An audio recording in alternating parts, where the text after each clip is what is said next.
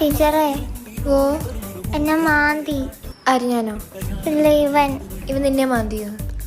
നീ ഇവൻ എന്തോ ഇത് മാന്തി. നീ തിരിച്ചും മാന്തി. ഇപ്പൊ രണ്ടുപേർക്കും കിട്ടിയല്ലോ. ഇനി രണ്ടുപേരുടെ മിണ്ടാതെ ഉറപ്പിരുന്നതിൽ രണ്ടിനെയും ഞാൻ മാന്തും. പോ. അഞ്ജലി ഇപ്പൊ എന്തിനാ കരയുന്നേ? അമ്മ അമ്മേനെ കാണണം. എനിക്കും എന്റെ വീട്ടിലെ അമ്മേനെ കാണണം. എനിക്ക് ഇങ്ങോട്ട് വരാൻ വലിയ താല്പര്യമൊന്നുമില്ല. എന്നിട്ട് ഞാൻ കരയുന്നോ? വീട്ടിൽ പോയി അമ്മ എന്തെങ്കിലും വെച്ചുണ്ടാക്കി തരുന്ന തിന്ന് ഇങ്ങനെ ഇരിക്കാനല്ലേ എനിക്കും ഇഷ്ടം. ബെല്ലപ്പം അടിക്കും. ഇപ്പൊ നമ്മളെല്ലാരും ബി എഴുതാൻ പഠിച്ചില്ലേ? എ എങ്ങനായിരുന്നു? പോയി. ബി പഠിച്ച പേ പോയി. സബാഷ്. എന്റെ പൊന്നു ടീച്ചർ ഈ സാരി മാറ്റി ഒരു ചുരിദാറാക്കാൻ പറ. ഇത്രയും സമാധാനം കിട്ടും. ആരോമലേ, നീ എന്തിനാണ് അടുത്തിരിക്കുന്നവനെ കടിക്കുന്നേ?